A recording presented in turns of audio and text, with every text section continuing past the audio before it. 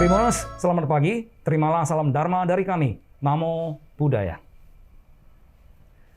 Pintu Dharma kali ini akan membahas tema karma, kematian, dan kelahiran. Tiada yang abadi di dunia ini. Demikian setiap yang lahir akan mengalami proses ketidakkekalan. Lahir, tumbuh, dewasa, tua, lapuk, dan mati. Sementara kematian bagi sebagian insan adalah misteri. Bagaimana prosesnya? Apa yang terjadi dengan kita saat kematian? Dan bagaimanakah kelahiran itu? Telah hadir di studio seorang Dharma Duta yang aktif memberikan bimbingan Dharma. Mari kita sapa Romo Anthony Lawrence. Namo Buddhaya, Romo. Apa kabar? Namo Buddhaya. Kabar baik. Kabar yang berbahagia pada pagi ini ya. Ya, selalu cerah ya, Romo. Ya. Tapi sebelum kita lanjut, Romo sudah vaksin ya? Oh, udah 3 sudah. kali. Jadi Kalau booster pun sudah ya. Booster sudah. Kalau begitu, Tribunas kita mohon izin buka masker ini ya. Supaya lebih kenal Romo Anthony Lawrence. Silakan, Romo.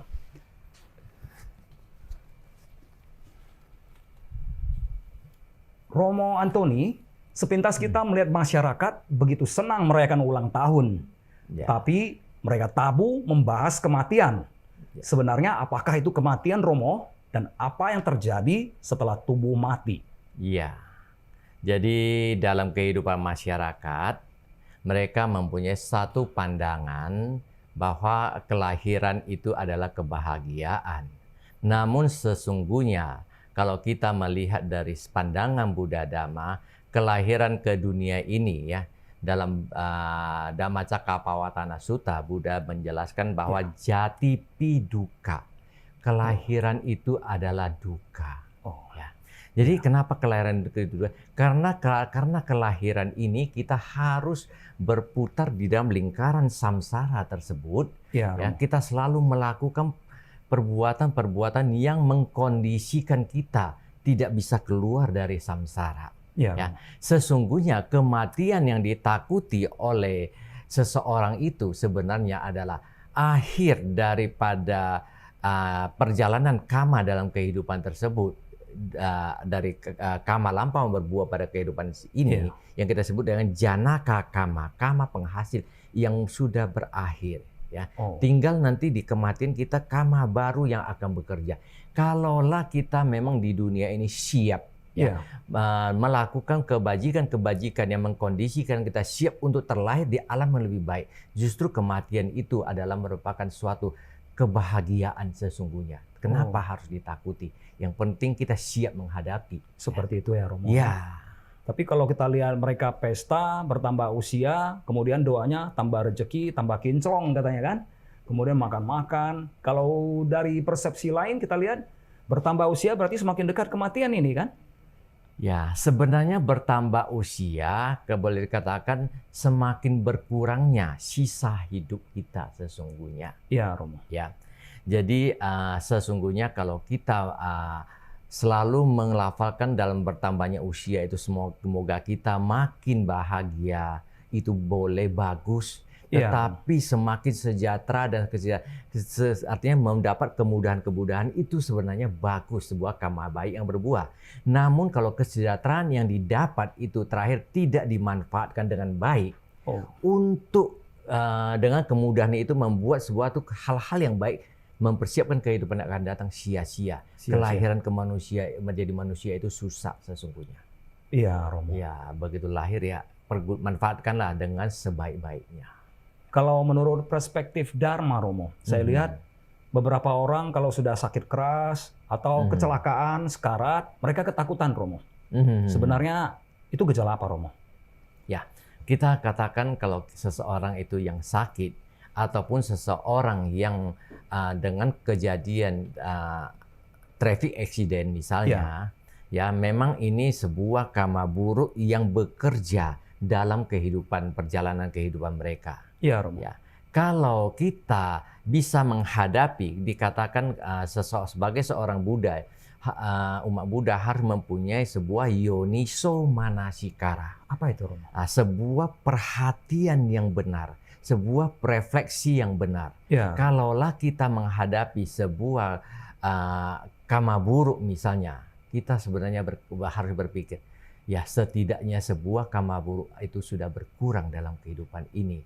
Bagaimana saya menyikapi karma buruk tersebut supaya saya tidak memperburuk kondisi. Seperti itu. Banyak orang yang menghadapi karma buruk begitu dapat dia selalu misalnya mengumpat-ngumpat, menyatakan kalimat-kalimat yang tidak baik. Sesungguhnya kalimat-kalimat yang tidak baik itu adalah kalimat-kalimat yang muncul daripada kesadaran-kesadaran yang tidak bajik. Dia menambah karma buruknya lagi. Seperti itu. Tapi kalau dia mensyukuri, ya, seperti kalau seorang yang mencapai tingkat kesucian, ketika dia menghadapi rasa sakit di tubuh, dia sadari itu adalah rasa sakit di tubuh. Tetapi secara mentalitas, dia bisa menjaga batinnya itu tetap tenang, tidak muncul yang dikatakan faktor-faktor mental yang tidak bajik. Kita tahu bahwa faktor-faktor mental yang tidak bajik yang bersekutu dengan cetana ataupun kehendak itu akan menjadi karma, bibit karma yang tidak baik. Seperti itu. Namun kita bisa menjaga batin kita tetap dengan kondisi yang kita katakan UPK di sini, netral, maka kita hanya menyadari bahwa tubuh itu sakit karena memang karma buruk yang berbuah. Biarlah dia berbuah, setelah itu maka buah karma buruk itu akan berkurang. Seperti itu ya Romo. Jadi seharusnya kita bersikap demikian. Pada saat meninggal, walaupun itu adalah kecelakaan, sakit, misalnya kanker akut, kita harus berusaha tenang, menerima kenyataan seperti itu Romo. Ya, itu seharusnya berdemikian. Namun memang dalam kehidupan ini kita tahu bahwa itu tidak mudah disikapi. Orang yang dalam kondisi bagaimana ya?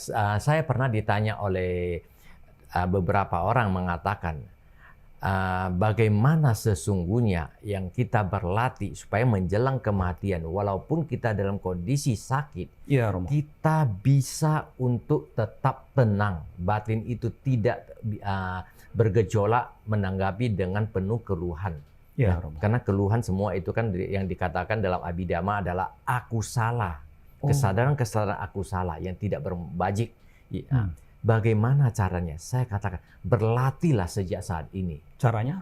Bagaimana cara berlatih saat ini? Kalau Anda seorang wanita, Anda seorang ibu-ibu. Biasanya seorang ibu itu kan paling rewel. Sorry ibu-ibu. Karena ibu-ibu itu sering cerewet. Anak-anak ribut sedikit dia cerewet. Karena khawatirnya ya. Apalagi ketika dia sakit ya. Kita juga sebagai seorang bapak juga ketika sakit, kita merasa tidak nyaman. Benar. Begitu kita terganggu, kita emosi naik. Di saat inilah ketika kita sakit di rumah, di mana kondisi di rumah itu tidak nyaman, bagaimana tidak nyaman pun, bagaimana kita bisa mengendalikan diri kita. Kalau pada saat itu kita bisa belajar berlatih, walaupun anak ribut dan segalanya, kita tetap bisa mengendalikan batin kita. Itu adalah cara berlatih yang terbaik. Artinya di saat-saat kondisi badan tidak menyenangkan, kita tetap bisa tenang. Dan itulah yang harus kita jaga. Karena pada saat kematian, kebanyakan orang-orang menjelang kematian akan mengalami kondisi fisik yang sangat tidak nyaman. Sangat tidak nyaman. Kita berlatih di sana. Kalau saya pernah baca beberapa buku Dharma dikatakan begitu meninggal mereka melihat proses. Nah, proses apa itu Romo? Kalau boleh tahu secara Abhidhamma barangkali. Setiap orang ketika menjelang kematiannya, di saat-saat menjelang kematiannya itu, maka akan muncul yang dikatakan karma-karma perbuatan selama hidupnya. Begitu banyak karma-karma perbuatan yang akan mengkondisikan dia untuk terlahir kembali di kehidupan akan datang sesuai dengan karma perbuatannya. Dari sekian banyak karma perbuatan mana biasanya yang akan muncul untuk mengkondisikan kita? Tentu biasanya adalah karma perbuatan yang terkuat dalam kehidupan itu, yang biasa akan menentukan pada umumnya. Atau kita katakan kalau seseorang yang melakukan perbuatan buruk yang sangat berat, yang kita sebut dengan garuka karma. Karma buruk. Ini dia dikatakan tidak ada karma lain yang mampu untuk mengatasinya karena dia pasti akan muncul. Namun jika tidak ada karma buruk yang paling besar, akan banyak karma-karma lain yang akan berlomba, di mana mereka akan muncul sebagai kesadaran menjelang kematian, karma yang menentukan kesadaran menjelang kematian dan akan menjadi karma kelahiran kembali. Ya. Ini akan muncul. Maka akan muncullah dalam proses-proses dalam menjelang kematian tersebut, ya, yang kita sebut dengan Maranasana Witi. Ya, rangkaian kesadaran menjelang kematian. Oh, itu ada ya? Ya, justru itulah kita sering melihat ketika orang yang menjelang kematian ada orang yang berteriak-teriak, histeris dan segalanya.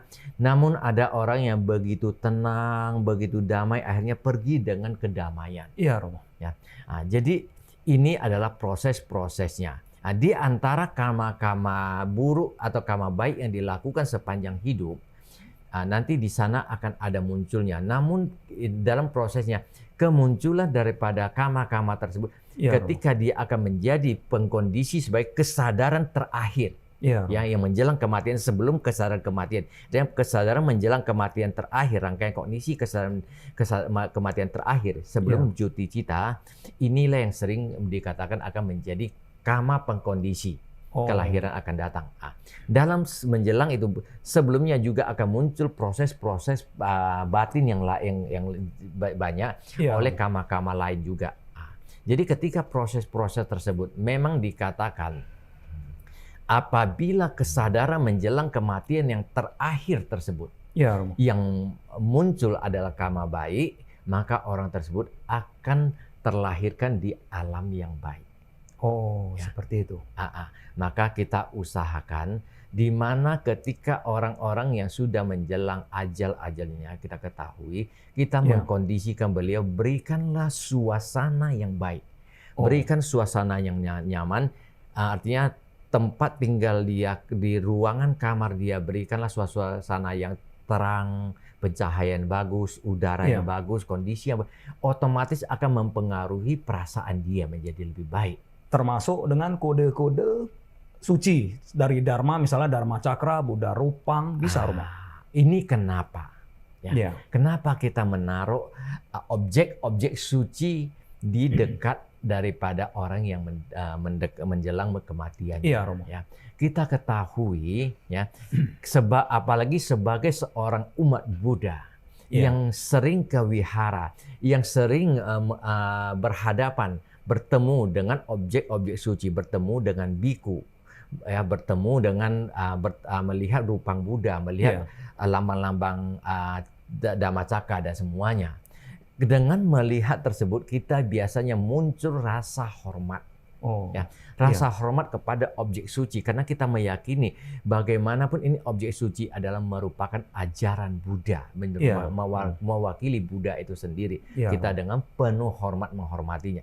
Jadi kalau kita menempatkan di ruangan daripada orang menjelang kematian, ketika beliau melihat objek tersebut, beliau juga akan muncul rasa hormat.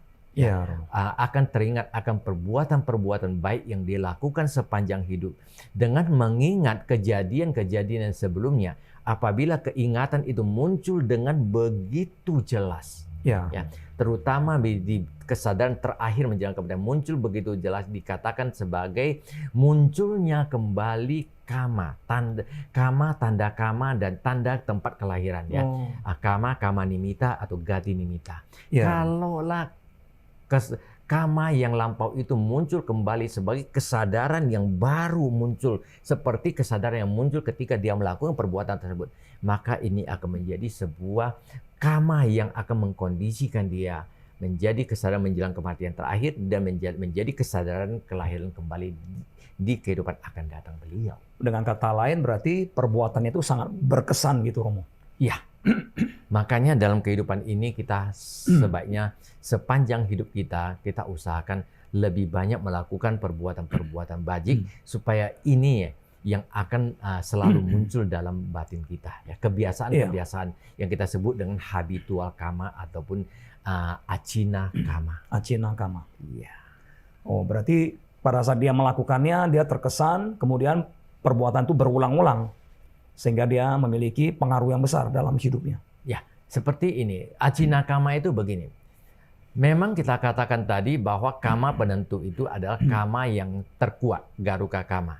Ya. Ya. Nah, garuka kama kita ketahui kan ada 2 jenis garuka kama, akusala garuka kama dan kusala garuka kama. Ya. Yang akusala garuka kama banyak sudah tahu ya. Ya. Ada 5 jenis akusala garuka kama yang membunuh ayah, membunuh ibu, yang melukai Buddha, membunuh arahat, ya. Jadi semua kama-kama buruk tersebut apabila dia muncul sebagai kesadaran sudah diperbuat, ini akan muncul sebagai kesadaran menjelang kematian, dan pasti. Ya. Nah, jadi dengan kondisi demikian, bila kita tidak melakukan hal-hal tersebut, maka kama-kama yang lain. Nah, kalau bisa kita melakukan kusala garuka kama. Apa itu, Romo? Kusala garuka kama apabila di dalam ajaran Buddha dikatakan bahwa apabila seseorang itu bisa memurnikan batinnya, ya, memurnikan batinnya dengan bermeditasi sampai dia mencapai tingkat pencapaian rupa wacara jana atau arupa wacara jana ataupun maga dan pala, itu adalah kusala garuka kama. Ya, untuk jana apabila dia sudah mencapai, dia bisa menjaganya sampai menjelang kematiannya, maka ini juga akan menjadi kusala garuka kama. Ya. Bila ini muncul, ini pasti akan menjadi kesadaran menjelang kematian, menyebabkan dia terlahir di alam bermateri halus, alam Brahma bermateri halus. Namun jika tidak, biasanya kalau tidak ada garuka kama, ada satu yang dikatakan dengan asanya kama. Kama yang paling dekat dengan kematian. Memang kita tidak bisa mengatakan bahwa kama menjelang kematian ini adalah kama yang paling kuat. Ya. Tetapi karena dia berada di paling depan di pintu menjelang kematian, sering ini bisa muncul. Ya, nah bisa muncul. Kondisinya mungkin akan kita bahas lebih detail nanti. Nah, tapi kalau tidak, pada umumnya acina kama, kama kebiasaan yang kita lakukan setiap hari, ini yang yang paling sering akan muncul sebagai kama menjelang kematian. Kenapa? Seperti itu. Kita setiap hari mungkin terbiasa melafal parita, atau ketika kita membawa mobil, kita selalu sering melafal parita dan segalanya. Ya. Otomatis ketika kita dalam kondisi tidak melakukan apa-apa, kalau kita terbiasa membaca parita, juga ketika menjelang kematian, kita bisa menyadari bahwa kita akan membaca parita, kita sering membaca repari. Ini akan muncul sebagai kebiasaan dan akan menjadi kama menjelang kematian. Iya, Romo. Ya, nah, ini yang coba Pak Rudi Romo Rudi setiap hari, ya, dari rumah mau ke kantor, keluar dari rumah biasanya belok ke kanan menuju ke kantor. Ya, setiap hari Anda jalankan. Pas satu hari Minggu, Anda sebenarnya berjanji dengan anak-anak dan keluarga akan pergi bertamasya misalnya. Ya. Nah, pada minggu tersebut Anda keluar mobil, Anda belok ke kanan. Padahal arah daripada tujuan destinasi wisata kita adalah sebelah kiri. Kita sudah terbiasa ke kanan, kita kanan. Kebiasaan. Begitu kita jalan, anak baru ribut atau keluarga, kita kan mau pergi tamasya kan ke kiri. Oh iya. Kebiasaan. Karma kebiasaannya. Ini menjadi kebiasaan. Jadi kama juga demikian. Apabila ada kama kebiasaan, ya, acina kama itu yang sering kita lakukan. Kalau kita sering menjaga batin, kita sering bermeditasi, menjaga asal kita begitu tenang, kita bermeditasi, batin kita cenderung bersekutu dengan faktor-faktor mental yang bajik. Ya, maka kebiasaan-kebiasaan tersebut akan menjadi sebuah kama kebiasaan menjelang kematian. Ini juga akan menjadi kebiasaan sehingga pada saat titik-titik menjelang kematian, kama baik akan muncul sehingga kita bisa terlahir di alam bahagia. Ya. Dengan kata lain, beresikolah mereka yang kalau sehari-harinya punya tabiat buruk, bangun pagi marah, kemudian punya perangai yang tidak sopan, seperti itu ya, Romo ya. Ya, memang. Ada satu pandangan di masyarakat, ya, dikatakan begini, kalaulah di menjelang kematian, saya bisa melafalkan nama Buddha 3 kali dengan penuh perhatian penuh, saya pasti akan terlahir di alam bahagia. Iya. Ya. Nah, apakah ini benar? Kalau saya katakan sesungguhnya memang ini juga benar.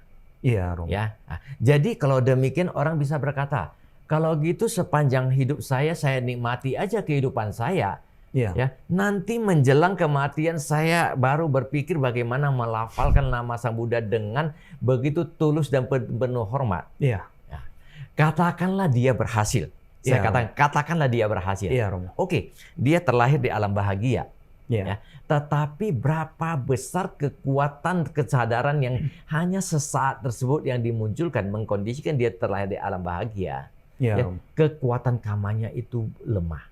Oh. Nah, dan apakah dia akan berada di alam bahagia itu waktu yang lama? Tergantung. Tergantung. Bisa jadi iya, bisa jadi. Iya. Ya. Apabila dia mempunyai kama-kama bajik lampau. Oh. Baik di kehidupan ini atau di kehidupan yang sebelum-belumnya, yang sudah lama sebelumnya. Yang akan menjadi upanisaya pacaya. Iya. Sebagai kondisi pendukung yang sangat kuat untuk mendukung kama bajik tersebut untuk tetap berbuah. Oh, berarti memang ada kaitannya dengan kehidupan lampau. Oh, sangat banyak kehidupan lampau itu sangat mendukung. Oh, seperti itu ternyata. Nah, ini sebagai upatambaka kama. Iya. Nah, namun kalaulah seorang yang dalam kehidupan ini terbiasa dengan kebiasaan buruknya, umumnya di dalam banyak kehidupan, boleh katakan tindakan perilaku seseorang itu hampir identik. Oh, Kenapa itu. saya bilang hampir identik? Orang yang mempunyai perangai buruk dalam kehidupan ini, Iya. ya, seorang pemarah dalam kehidupan ini, kalaulah dengan satu kondisi yang mengkondisikan kita terlahir kembali, punya kesempatan terlahir kembali menjadi seorang manusia di kehidupan akan datang, Iya, Romo. cenderung kita akan mempunyai perangai buruk. Oh, mengerikan sekali ternyata ya. Jadi makanya kita dalam hal ini kita harus berpikir, kalaulah misalnya tadi itu dia berhasil, kalau tidak ada kama pendukungnya, maka dia akan berada di alam bahagia itu cuma sesaat kok. Oh. Sebenarnya jatuh lagi dan kemudian kama buruk yang banyak tersebut yang dilakukan dan kehidupan ini menjadi penentu kelahiran dia menjadi ke alam menderita. Oh, sebenarnya sayang. Sekali terlahir sebagai manusia, manfaatkanlah dengan baik untuk menentukan, mengkondisikan kita terlahir untuk tetap berada dalam kebahagiaan terus-menerus. Seperti itu ya, Romo. Iya. Nah, kalau demikian, bagaimana seseorang bisa disebut aman dalam kehidupan ini?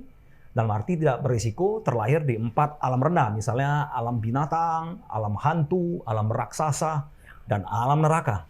Ya. Gimana, Romo, supaya aman? Jadi kalau semua dikatakan, Buddha mengatakan usahakanlah ya dengan suatu usaha yang maksimum dalam kehidupan ini. Bagaimana untuk menjaga supaya kesadaran-kesadaran yang tidak bajik itu jangan muncul. Oh. Ya. Kalaulah ada kesadaran bajik yang sudah muncul, usahakanlah kita melemahkan dan menekannya supaya dia menjadi tenggelam kembali. Oh. Nah, dan usahakanlah kama baik yang belum muncul itu, kesadaran-kesadaran baik yang belum muncul itu kita munculkan. Dan yang kalau yang sudah muncul kita perkuat. Jadi dalam artinya dalam setiap kehidupan tersebut kita ketahui dari pagi hari sampai menjelang malam hari. Begitu kita bangun pagi, kesadaran kita sudah mulai bekerja. Ya, ya. Tidak kita pungkiri bahwa kesadaran-kesadaran kita itu sepanjang hari itu kebanyakan adalah kesadaran-kesadaran yang dilandasi oleh akar-akar yang tidak bajik. Ya, Romo. Ya. Misalnya hal yang sederhana, begitu pagi hari terbangun kita langsung teringat pagi ini ada makanan apa yang paling enak misalnya. Iya, Romo. Di sana sebenarnya faktor mental apa yang sudah bersekutu? Sebenarnya keserakahan loba sudah bersekutu.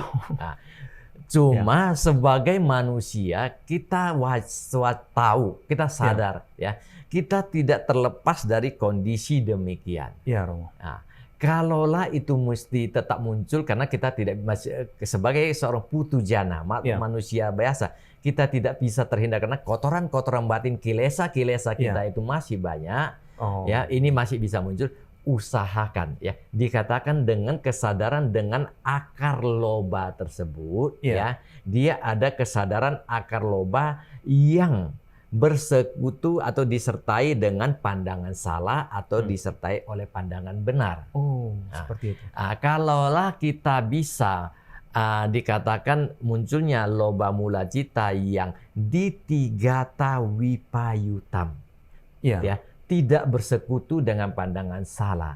Ini potensi kama buruk yang dihasilkan ini akan lemah dan tidak kuat. Ya, artinya misalnya pagi hari kita bangun, setelah itu kita berhadapan dengan makanan pagi, kita bersyukur akan makanan yang kita terima pada pagi ini, dan makanan ini sesungguhnya adalah merupakan ahara, ya, sari nutrisi yang saya butuhkan untuk mendukung kehidupan saya, supaya tubuh ini bisa tetap eksis untuk menjalankan perbuatan-perbuatan bajik saya di hari ini. Itu yang paling sederhana. Kemudian sepanjang hari cobalah menjaga supaya batin itu kalau bisa, kalau mungkin kita sebagai kehidupan perumah tangga kita tidak mempunyai waktu banyak, kita masih mempunyai tanggung jawab keluarga. Ya, kita harus bekerja dan segalanya. Dalam perjalanan menuju kerja selama ini kita menjaga batin kita, sebaiknya jangan muncul hal-hal yang pikiran-pikiran yang tidak baik. Ya. Tetap usahakan pikiran-pikiran positif. Saya pergi bekerja demi untuk tanggung jawab saya, menjalankan tugas tanggung jawab sebagai kepala keluarga. Semoga keluarga saya bisa mendapat kemudahan dengan kemudahan yang mereka dapati. Semoga mereka bisa manfaatkan untuk melakukan kebajikan-kebajikan dalam hidup mereka. Berpandangan yang benar ya. Dan juga selalu berterima kasih. Itu yang harus kita jaga. Memang dikatakan satu-satunya faktor yang bisa menutup pintu 4 alam penderitaan. Romo. Apabila seseorang itu mampu mencapai tingkat kesucian pencapaian arus sotapana. Sotapana minimum itu ya. Minimum. Dan memang tidak gampang untuk mencapai sotapana, tidak gampang. Kalau begitu dia mencapai sotapana selamanya, dia sudah menutup semua yang dikatakan 4 pintu alam penderitaan.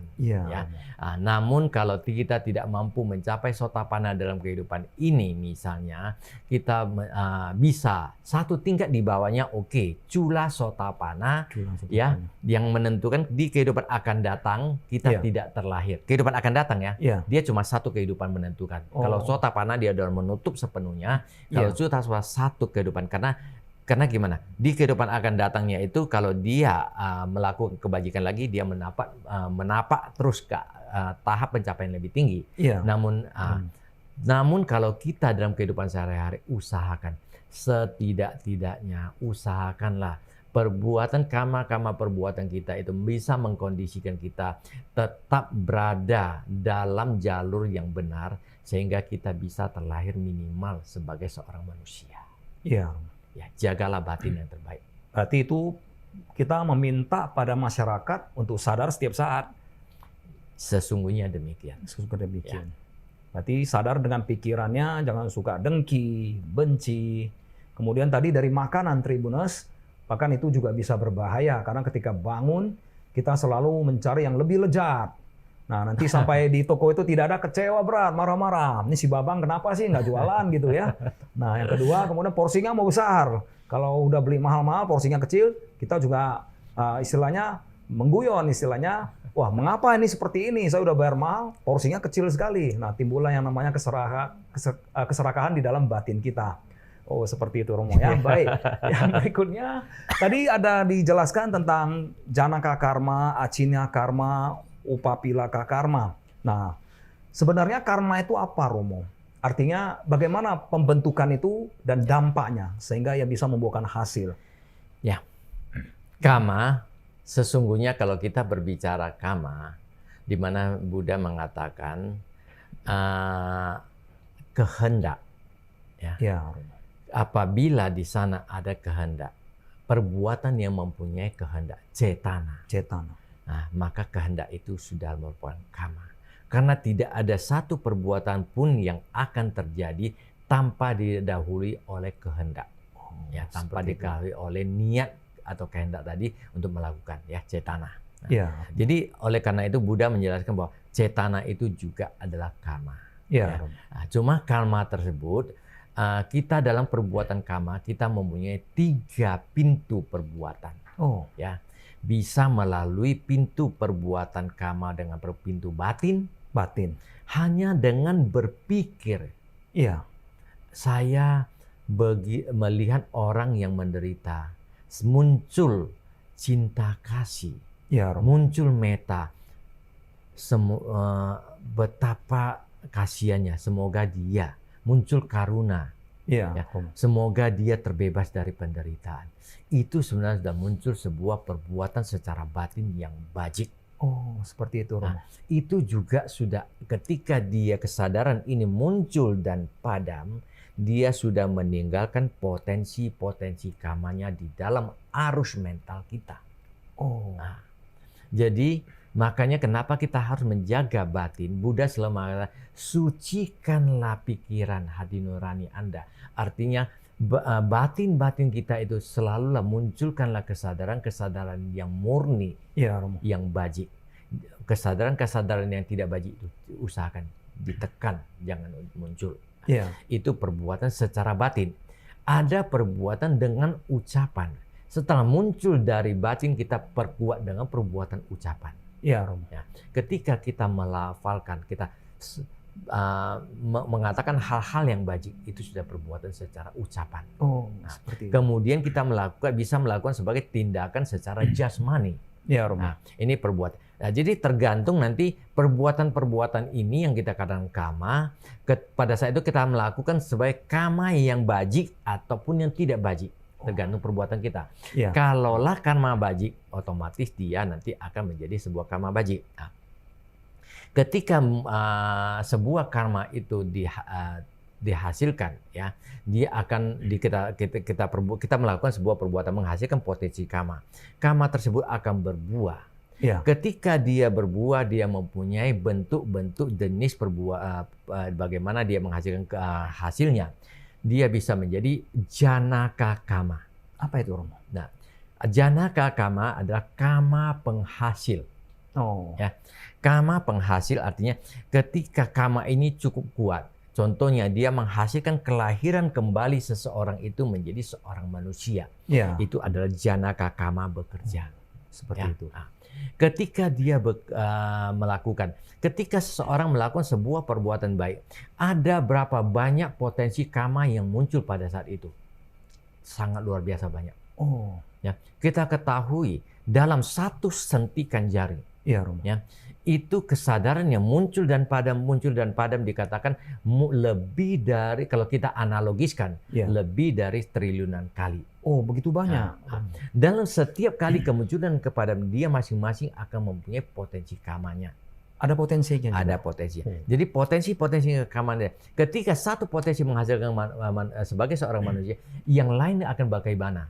Yang lain akan berfungsi sebagai, ya, kama-kama identik tersebut akan berfungsi sebagai upatambaka kama.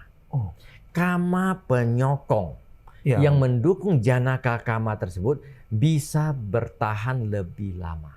Seperti itu, ya. Jadi kama-kama baik yang diperbuat seseorang itu dalam kehidupan itu ada banyak kama baik juga akan menjadi upatambaka kama yang menyokong orang tersebut bisa hidup lebih panjang usia, hidup menjadi lebih sehat. Ya, Romo. Ya. Jadi orang yang kelahiran itu dan mempunyai tubuh yang sehat dan segala, ini juga kama-kama baik yang lampau itu sangat mendukung sehingga dia mempunyai kehidupan yang sehat. Kemudian dia juga akan mendukung dia mempunyai lebih banyak kemudahan, artinya dia hidup dengan penuh kesejahteraan tersebut. Seperti itu. Ini menjadi upatambaka kama. Nah, namun dalam kehidupan lampau kita juga bisa melakukan kama-kama buruk. Benar, Romo. Kama-kama buruk tersebut ketika kita lahir sebagai manusia saat ini, apakah yang itu menjadi tidak berguna?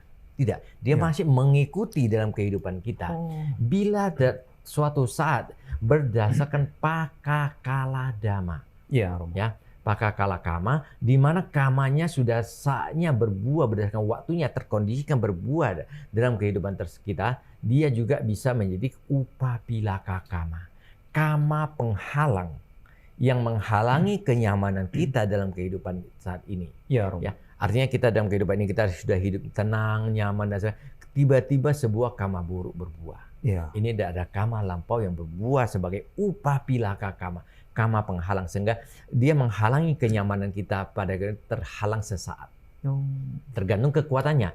Kalau kekuatannya itu sangat kuat, mungkin kita bisa menjadi tiba-tiba jatuh sakit dan ini berlangsung menjadi sangat lama. Ya, Romo. Juga apabila ada kama buruk lampau kita yang kita lakukan cukup kuat. Ya. Ya, yang dia belum berbuah. Berdasarkan waktunya pada kehidupan ini, tiba-tiba dia terkondisikan untuk jadi berbuah, dia berfungsi sebagai upagataka kama, yaitu kama pemotong. Karma pemotong. Jadi janaka kama kita yang sudah berjalan dengan baik, ditambah dengan upatambaka kama kita menjadi hidup nyaman dan tenang. Tiba-tiba kalau kama buruk ini muncul sebagai upagataka kama, karena kan tiba-tiba kita naik pesawat, tiba-tiba pesawat meledak, dia memotong janaka kama kita.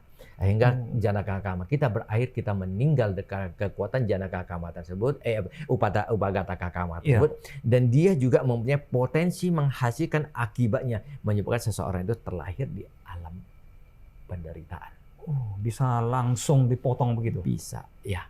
Ini sangat jelas. Ya, kalau masa Sang Buddha, upagataka kama yang bekerja itu pada Dewa Data itu jelas sekali. Ya, langsung jatuh ke alam abici kan. Ditelan bumi ya. Iya. Begitulah sebenarnya kama itu bekerja ya. Saya jadi merinding mendengarkannya, Tribunus, karena di dalam karma-karma itu ada karma yang merupakan sebab yang kelak menimbulkan akibat, ada karma penyubur, dan ada karma yang bisa memotong langsung sebuah hasil sehingga dia langsung berbuah karena kekuatannya melebihi karma sebelumnya. Itu sebabnya ketika kita masih kecil, orang tua kita selalu berpesan jadilah anak baik, jangan suka marah-marah, jangan suka malas. Tadi Romo menjelaskan ada tabiat kita kalau dalam kehidupan ini kita pemalas, pemarah, maka nanti pada kehidupan berikutnya kita akan identik seperti itu.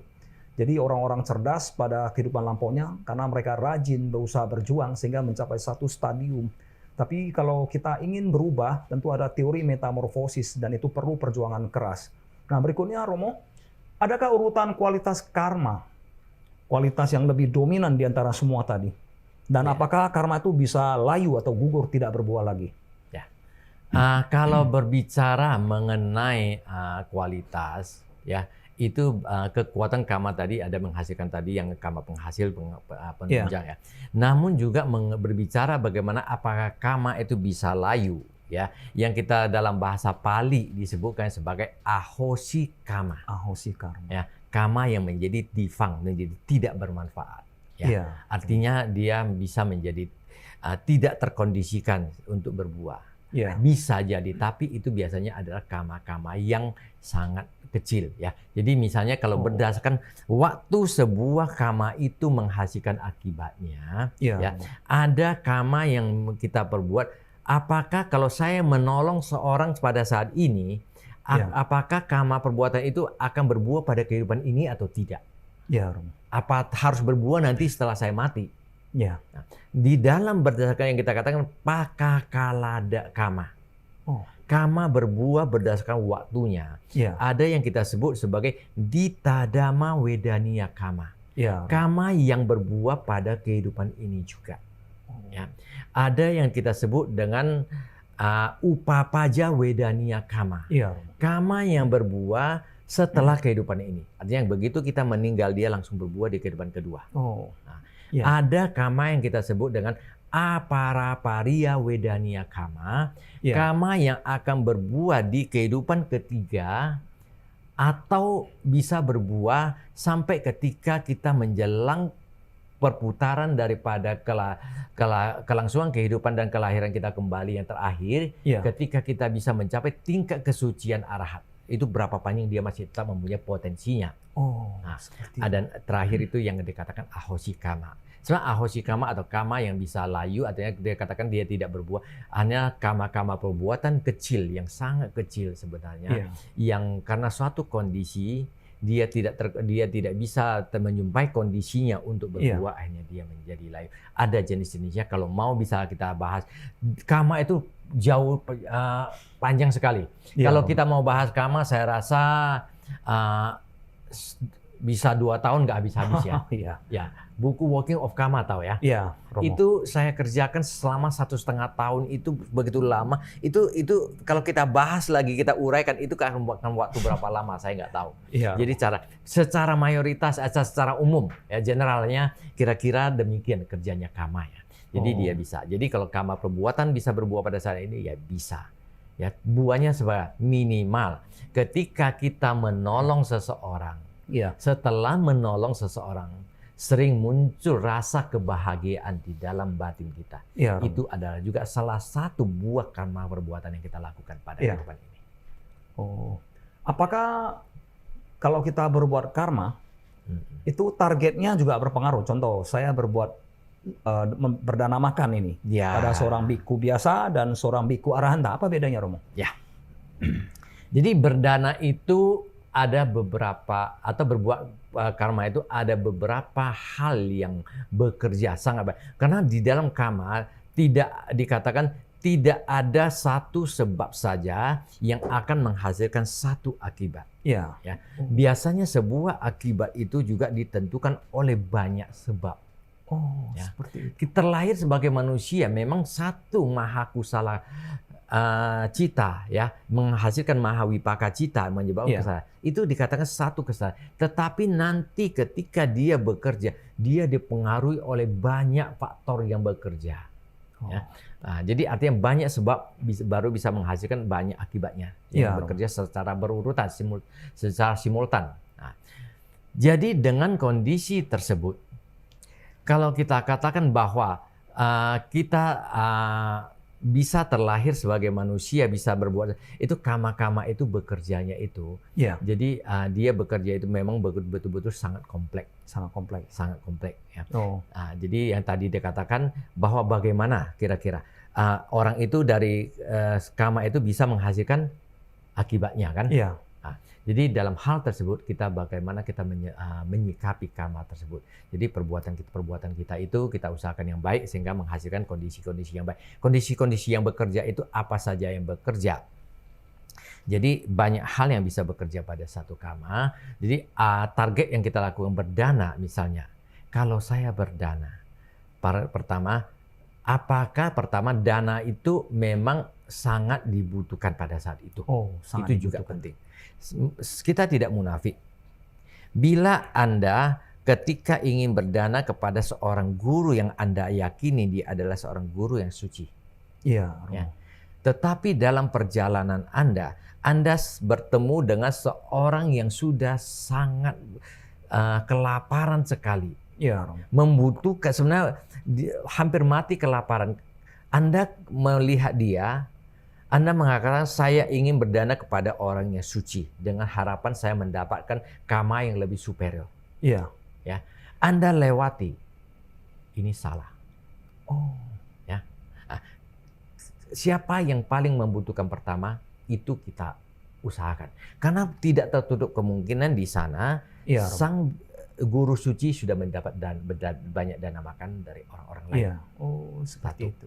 Tetapi kalau memang kita bisa berdana, kenapa kita mau berdana kepada seorang guru yang suci misalnya? Dengan harapan sebuah hasil kama itu ditentukan oleh salah satu kita sendiri sebagai pendana.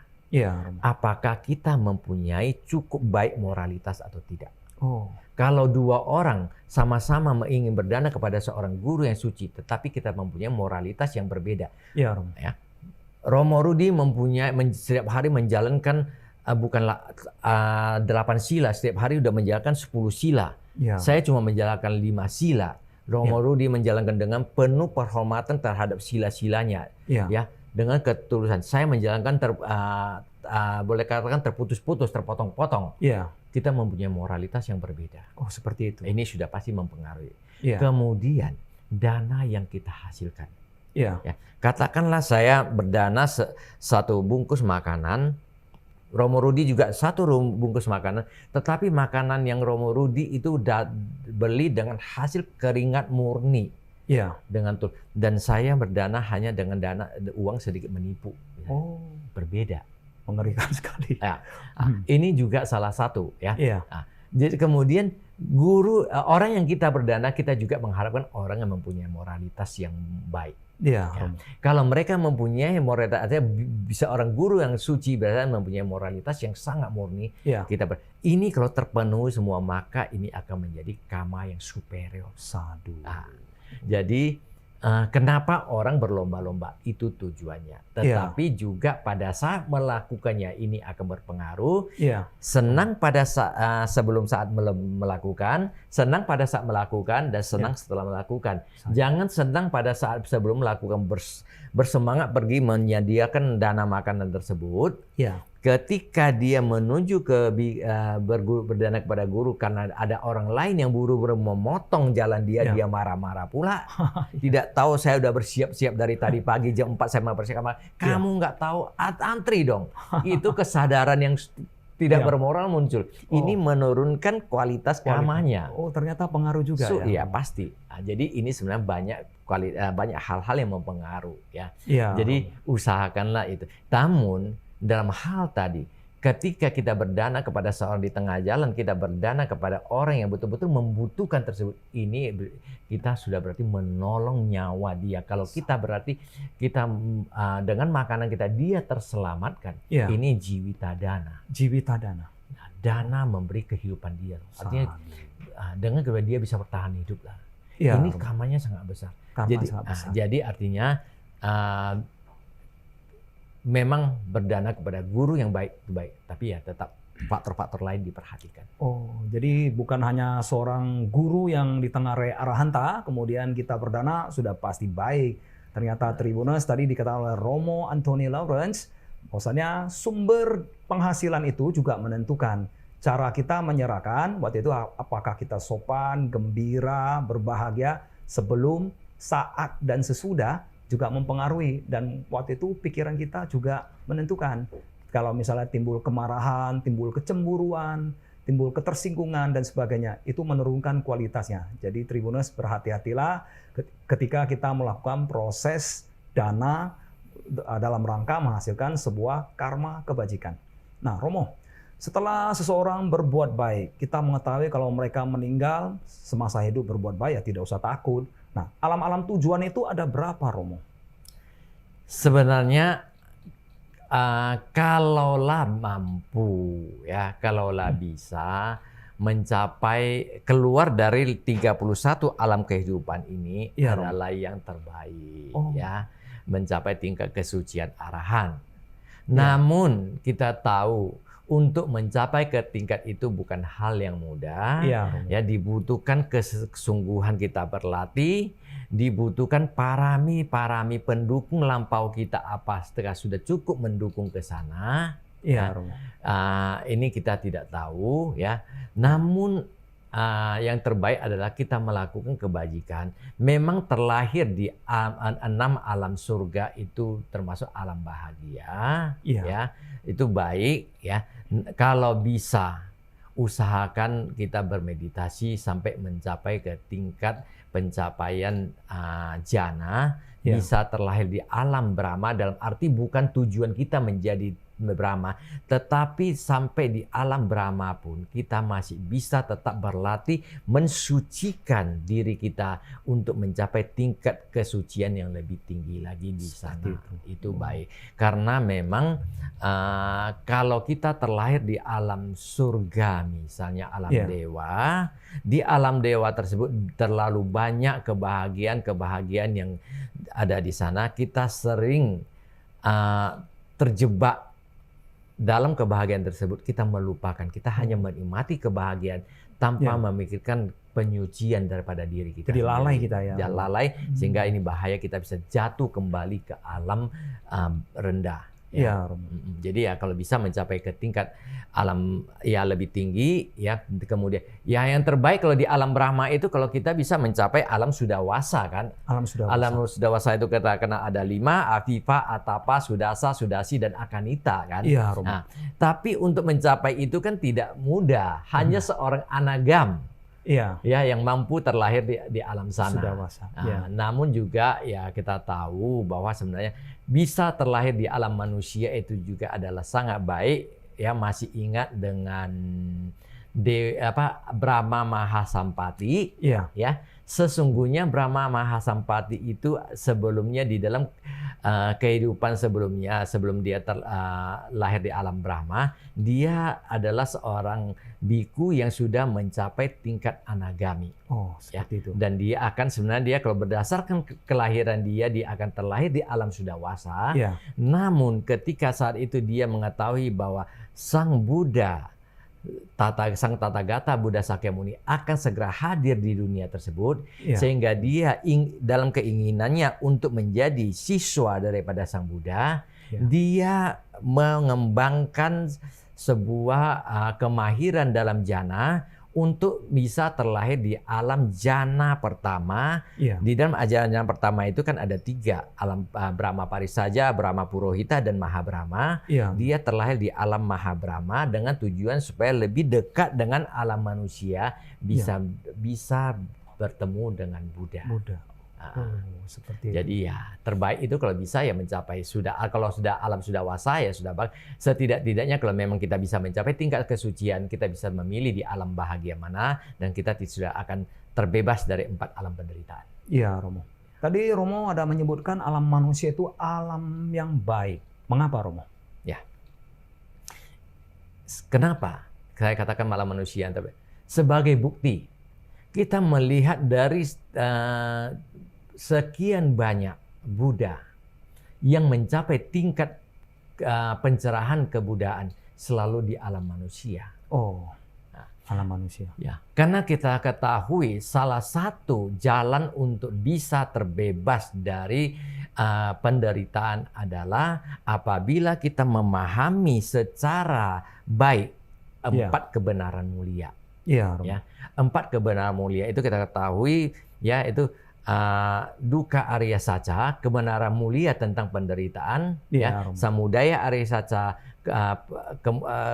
kebenaran tentang sebab daripada penderitaan, ya, nirodha saca, kebenaran mulia tentang lenyapnya penderitaan, dan di mana gamini pada arya saca itu atau maga saca yang kita sebut jalan menuju ke terbebasnya. Nah, jadi di alam manusia kita bisa mengetahui dukkha arya saca tersebut karena Buddha mengatakan sangki tena pacu padana kanda dukkha.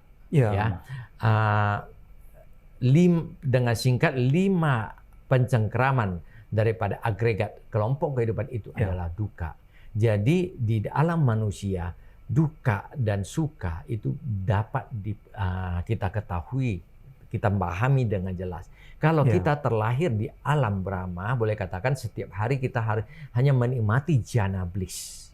Ya, jadi sehingga ketika kita akan merenungkan semua fenomena mentalitas dan fenomena materialitas yang muncul pada berdasarkan tilakana, anicca, dukkha, anatta, itu hanya mungkin kita lakukan di alam manusia. Karena dukanya itu jelas kita bisa hadapi di dunia inilah, yang alam manusia inilah yang dikatakan adanya kita mudah memahami suka dan duka. Berimbang ya, Romo. Ya, kalau di alam dewa dan alam Brahma kebanyakan mereka ada sukanya sehingga mereka lupa akan dukanya. Sebaliknya kalau di alam sengsara neraka menderita terlalu menderita, nggak mungkin kan? Tidak mungkin ya. Tidak ada kesadaran seperti itu. Alam manusia termasuk alam yang sangat bahagia bisa terlahir. Iya, Romo. Tribuners, panjang lebar kita mendengarkan uraian tentang kematian, karma, dan kelahiran. Ini tentu satu nasihat buat kita semua, agar di dalam hidup ini kita tahu arah kemana kita melangkah. Nah, kehidupan ini sebenarnya bagi sebagian orang adalah berkah, karena memang untuk menjadi manusia itu sungguh sulit. Jadi melengkapi sesi Dharma hari ini, mari kita minta nasihat penutup dari Romo Anthony Lawrence untuk kita semua. Ya. para tribuner. Jadi sama sebagai seorang manusia awam, ya kita sama-sama terlahir di alam manusia tersebut, di mana Buddha mengatakan kelahiran sebagai manusia itu adalah suatu kebahagiaan yang sangat mempunyai berkah yang sangat luar biasa, karena bisa terlahir sebagai manusia itu adalah sangat-sangat langka sekali. Ya, dikatakan bahwa seorang yang meninggal dari alam manusia sempat terjatuh ke dalam 4 alam penderitaan. Kesempatan untuk kembali ke dalam manusia itu adalah sangat-sangat kecil, bahkan dikatakan hampir-hampir tidak mungkin, ya bukan tidak mungkin, hampir-hampir tidak mungkin, ya. Diibaratkan kalau Buddha menaruh sedikit debu, ya di ujung jari di atas kuku, dan dia katakan kesempatan kelahiran sebagai seorang manusia ibaratkan jumlah debu atau pasir yang ada di atas kuku dengan jumlah pasir yang ada di dalam alam jagat raya tersebut. Berapa banyak perbandingannya. Jadi kesempatan itu sangat kecil. Ya. Jadi begitu kita mempunyai kesempatan terlahir sebagai seorang manusia, manfaatkanlah kesempatan kehidupan sebagai manusia itu dengan sebaik-baiknya. Apalagi jika Anda yang mempunyai kamal pendukung lampau yang sangat baik. Upatambaka kama yang baik membuat kehidupan Anda dimudahkan dalam kehidupan ini. Gunakanlah kemudahan-kemudahan ini untuk membawa kita, mengkondisikan kita, melakukan perbuatan-perbuatan bajik yang menyebabkan kita bisa terkondisi terlahir di alam yang lebih baik lagi.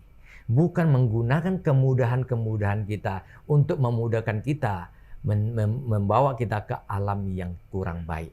Ya, banyak orang tersebut ketika mempunyai kesempatan, katakan dia mempunyai kesenderan mengendarai mobil yang bagus, kalau dia bisa membawa teman-teman menuju ke kegiatan bajik itu, betapa banyak orang melakukan untuk membawa menuju ke tempat-tempat orang menikmati kesenangan indria, itu sangat disayangkan.